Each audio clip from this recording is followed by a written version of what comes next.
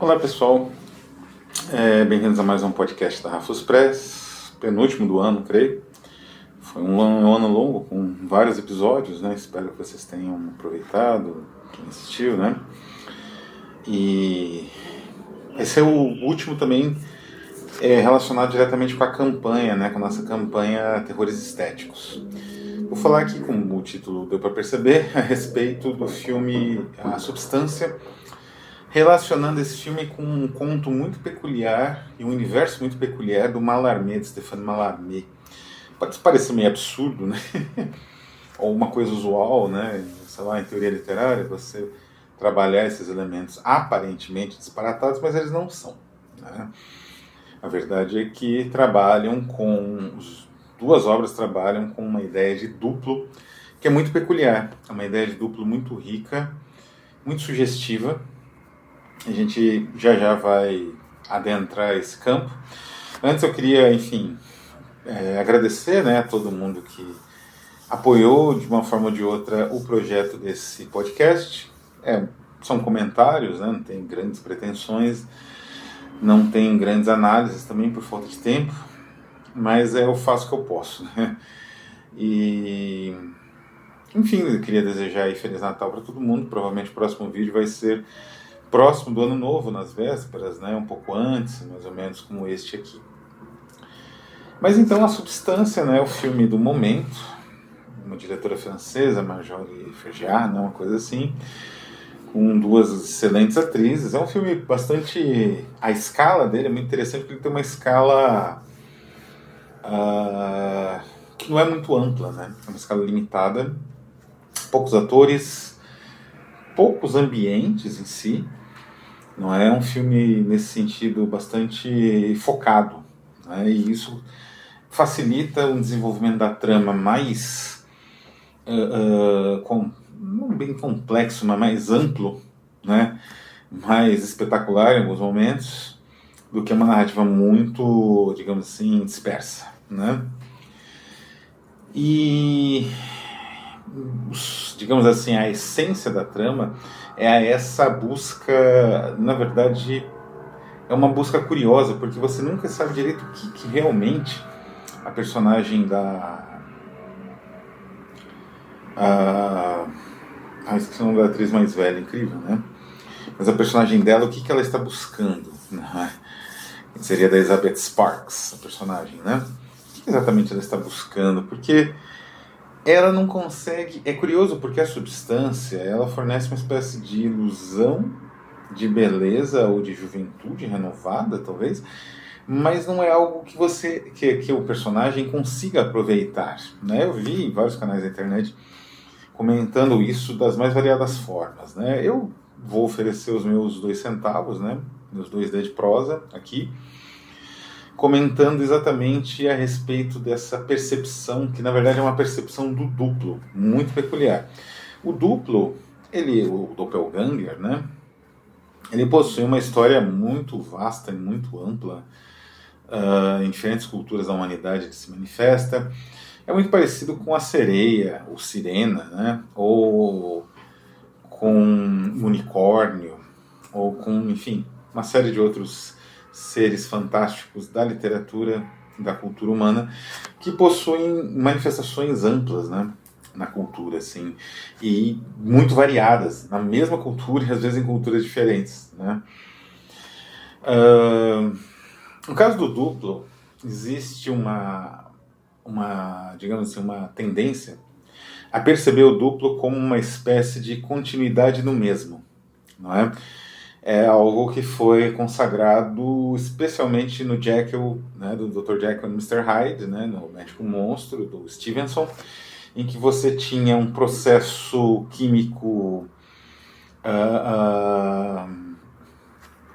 inexplicável em si, quase sobrenatural, mas químico, digamos assim, ou aparentemente científico, que era um catalisador, era uma fórmula química que transformava o Jekyll, né, o Dr. Jekyll, em uma criatura dantesca, né, uma criatura abjeta, que era o Sr. Hyde. E essa transformação facilitava uma espécie de liberação instintiva, né, do Dr. Jekyll, que ele não tinha coragem de realizar a sua própria persona, por dizer assim, né? Essa é uma visão de duplo, não é a única, mas é uma visão que se popularizou e é a que predomina em quase todas as narrativas contemporâneas que tratam de uma forma ou de outra de duplo, seja um duplo vampiro, seja um duplo, esse duplo monstruoso, né? Existe, contudo, uma outra visão de duplo, que é uma visão de descontinuidade, que é uma visão interessante, que é como se digamos assim, o doppelganger, né, aquela criatura duplicada do mesmo, do original, ela se manifestasse como um outro ser. E esse outro ser tivesse uma existência completamente nova. Essa é uma forma muito curiosa de representação do duplo. Em literatura, eu já vou mencionar um exemplo, que talvez seja o grande exemplo, do Mallarmé, mas é ele retrabalhando elementos de uma narrativa mais antiga. Algumas narrativas mais antigas costumam ter essa representação de uma espécie de um duplo farsesco, né? Que não é exatamente o personagem, ele se duplica de alguma forma, e essa duplicação tem consequências, e aí ele desmonta a duplicação, né, para retornar ao mesmo. Então ele se torna uma outra pessoa e depois remonta a pessoa original. Isso acontece muito no Shakespeare, né?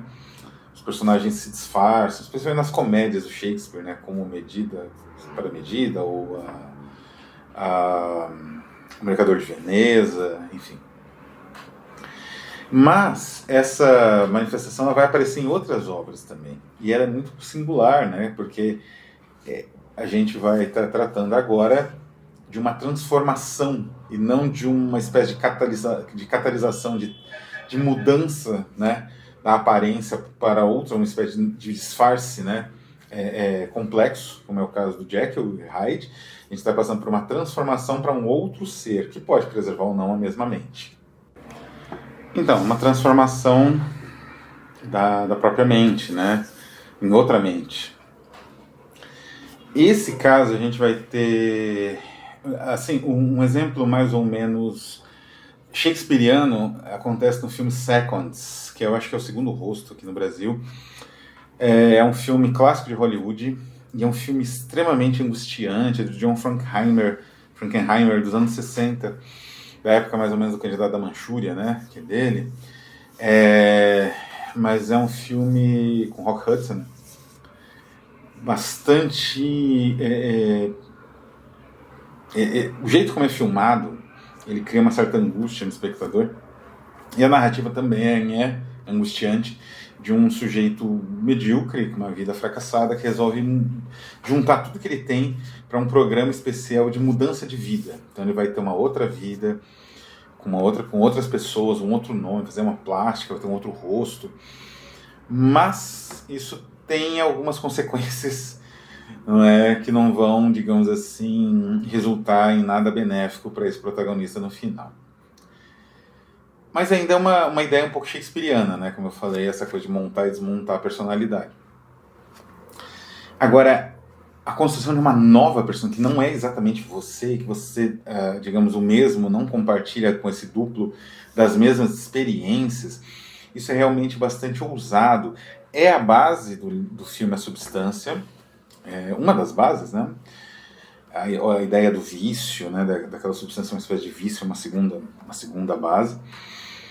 E a própria busca da beleza através da abjeção. Mas essa busca passa pela criação de um duplo, de um doppelganger, que é um outro ser. Né? É exatamente essa questão que perturba muitas pessoas que observam o filme, porque ela está construindo, na verdade, um duplo que não funciona bem como um duplo, né? Mas isso existe. E acho que um dos primeiros grandes exemplos literários vem da literatura hindu, evidentemente, mas aparece no Mallarmé, nos Contos Indianos, né? É um livro que o Mallarmé publicou no finalzinho do século XIX, 1893. Né? Lembrar que o Mallarmé morreu logo depois, acho, uns 2 anos depois. Ele faleceu ainda no século XIX. E o Mallarmé era o grande sumo sacerdote do simbolismo e do decadentismo, dos dois, né? Ele tinha o cenáculo, né, dele, era um privilégio você participar do cenáculo dele, na casa dele, dos poetas e tal, que ouviam, ele falava como uma espécie de oráculo, ele se comportava como um oráculo nesse grupo. E aí ele foi visitado por Stefan Georg, ele foi visitado por acho que o von Hofmannsthal, uma série de poetas importantíssimos, né, desse período, era habitué ali da casa do Mallarmé, do cenáculo do Mallarmé, né? Se não habitué, fazia de tudo para poder visitar e conhecer. E o Mallarmé tinha um certo fascínio, como é o uso de praxe na época, né, pelo Oriente. Né, o fascínio pelo Oriente estava muito em voga nesse período. E o que aconteceu? Ele pegou os contos Contes et légendes de l'Inde ancienne, de Mary Summer, que é uma tradução, na verdade uma compilação, né, de contos hindus, da Mary Summer, que foi publicado em francês em 1878.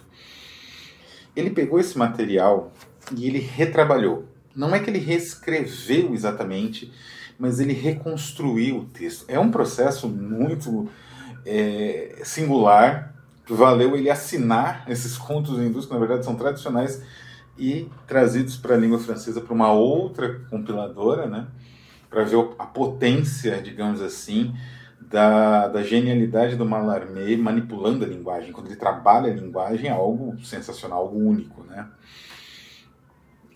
E um desses contos é justamente... Todos esses contos, aliás, trabalham muito o disfarce. Alguns num sentido mais shakespeariano, esse que eu mencionei. E o primeiro conto chama-se O Retrato Encantado, e ele é completamente diferente nesse sentido. Ele tem um duplo que é muito parecido com o duplo do filme A Substância. Porque a ideia...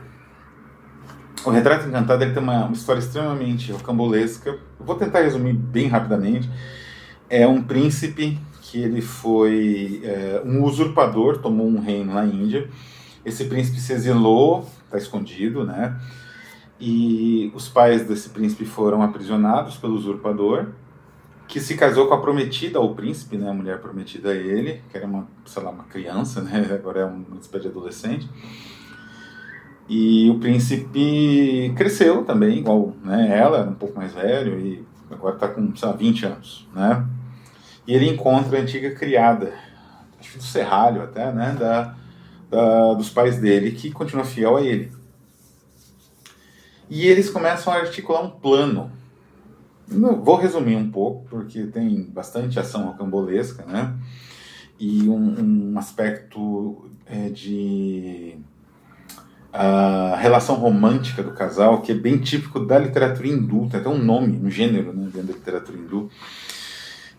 Mas o que interessa nesse sentido é a construção do retrato. O que acontece é que, lá pelas artimanhas, tanto da criada quanto do jovem príncipe exilado, ele consegue entrar em contato com a prometida dele, que está encerrada, né, no harém, no serralho do usurpador, e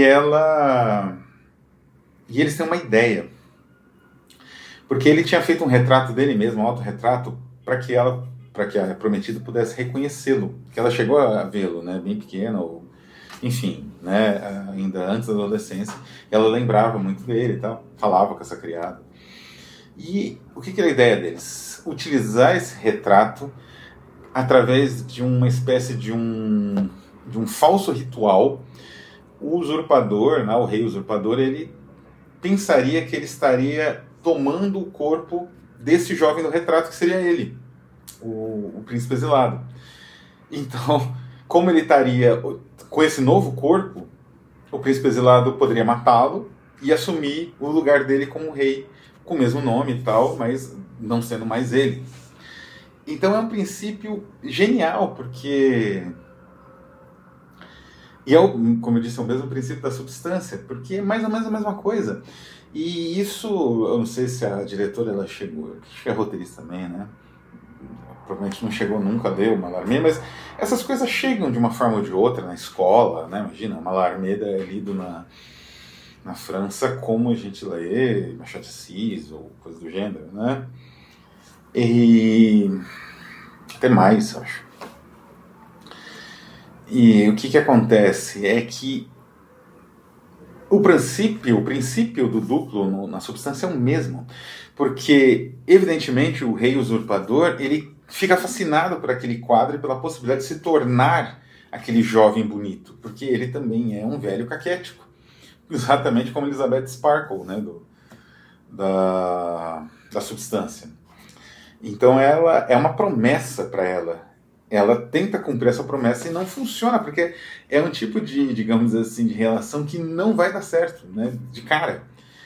Poderia dar certo em outros contextos, mas não dá certo nesse contexto específico da Elizabeth Sparkle, porque ali as duas trabalham com aparência de forma mais direta, né? Essa Star System, né, da ginástica lá. E aqui é a mesma coisa, quer dizer, o usurpador ele quer usurpar também a aparência desse jovem, que ele não reconhece como príncipe, porque ele era muito pequeno quando fugiu. E é genial porque, bom, isso não é spoiler, evidentemente o príncipe consegue fazer a troca e assume o lugar do rei como se tivesse o feitiço dado certo. E é um trecho lindo, absolutamente espetacular do Mallarmé, que quando ele atravessa com a espada, né, o usurpador, o rei usurpador, esse usurpador que morre, passa pela cabeça por um segundo que ele talvez fosse se transformar naquele que estaria matando ele ali, né? Ele se engana por um segundo, aquilo para ele é real. E exatamente como na substância, né? Ela a todo momento, até mesmo quase no ponto que ela é assassinada, né, pelo duplo dela, pela Sul, a Elizabeth, ela nutre a possibilidade de certa forma, participar do que está acontecendo com o duplo dela, de uma maneira ou de outra. Não é interagir, mas ela não pode, porque enquanto uma está acordada, está dormindo, né? Então existe uma regra que estabelece um princípio semelhante ao do ritual no Mallarmé, não é? Então, isso impede que os duplos coexistam, e esse, digamos assim, esse cerceamento, né, esse tabu, na verdade, os duplos não podem coexistir, cria a tensão toda da trama, das duas tramas, né? No caso do conto hindu reimaginado, reestabelecido pelo Mallarmé, é uma tensão que não é, como eu vou dizer assim, não é de suspense, mas uma tensão de como vai ser feito o processo do rei, do príncipe legítimo readquirir seus direitos, né? Aquilo que é de direito dele, né? E ele consegue, por esse método bizarro, né, do ritual falso, que leva o usurpador a imaginar que talvez aquilo dê certo, que talvez, né, porque ele primeiro só um quadro e depois ele vê aquela pessoa no quadro materializando diante dele. Então é quase como se fosse realmente algo mágico. Por um segundo, né, o conto ele tem essa ironia cruel quase. Por um segundo o usurpador imagina que ele realmente conseguiu alcançar o desejo dele de mudar de aparência. Então, de certa forma, a substância, essa tensão vai, claro, se esticar. Como eu disse, não é uma adaptação, nunca propus isso, né, do Mallarmé. É um diálogo que existe entre essas duas obras muito instigante, porque é uma opção de duplo que causa estranhamento, né, na maioria das pessoas, porque é um tipo de duplicidade, duplicação de doppelganger extremamente destrutivo para os dois lados, no final das contas, né? E tanto para o mesmo quanto para o duplo. E então esse diálogo é possível porque aqui também existe e é deliberada essa destruição aqui no caso do Mallarmé, né? Que no filme é algo que acontece em decorrência é uma consequência de uma série de idas e vindas ali dos personagens. Então, concluindo, né, o duplo então é um mito muito rico. Existem muitas possibilidades de aproveitamento desse mito. Quando fala das banshees, enfim, do aparecimento do duplo às vésperas da morte, né? Umas outras formas ainda de materialização do duplo, mas essa de um outro corpo com uma outra consciência a partir do mesmo é uma ideia muito boa, é uma ideia brilhante, muito bem aproveitada no filme A Substância, e que dialoga, né, com esse conto do Mallarmé, que usa a mesma ideia, né? Os dois têm ideias, trabalham ideias semelhantes de formas diferentes. E o mais interessante, aí próximo da nossa campanha Horrores Estéticos, realmente, né, das ideias que a gente está desenvolvendo na campanha, é que é uma forma em que existe um conflito impossível de resolver, porque os dois corpos meio que estão coexistindo ali, eles não deveriam coexistir. Então a morte, né, como no caso da Substância e do Retrato Encantado, é a única solução possível para essa tensão do duplo e do mesmo, né? Não existe uma outra possibilidade, elas não teriam como se entender, né? Porque elas estavam buscando a mesma coisa, exatamente igual o príncipe e o usurpador estão querendo a mesma coisa, né? Então não tem como esses dois duplos com consciências separadas, né, eles se entenderem de certa forma, porque eles não são o mesmo, assim, duplicado ou com uma outra aparência, um disfarce. Eles são duas entidades que, de certa forma, de uma maneira ou de outra, se relacionam num mesmo monstruoso, que é exatamente o final da Substância, né?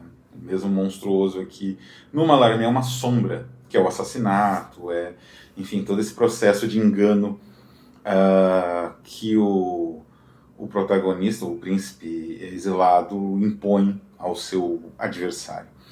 Então é isso, vou ficando por aqui, espero que tenham gostado das reflexões, infelizmente não foram tão numerosas como eu gostaria, mas as reflexões que a gente apresentou aqui no Horrores Estéticos, na busca aí de fundamentação e de reflexão teórica que escape, né, das soluções fáceis, daquelas citações bastante conhecidas do Lovecraft, né, ou a questão do sublime, que tem o seu próprio contexto, mas não vale para absolutamente tudo. Então é isso que nós buscamos sempre, né? Vou ficando por aqui. Conheçam e apoiem a campanha, quem puder. Desejo a todos os nossos apoiadores e leitores um excelente, um maravilhoso Natal, né? E a gente se vê provavelmente um pouquinho antes do Ano Novo. Um abraço.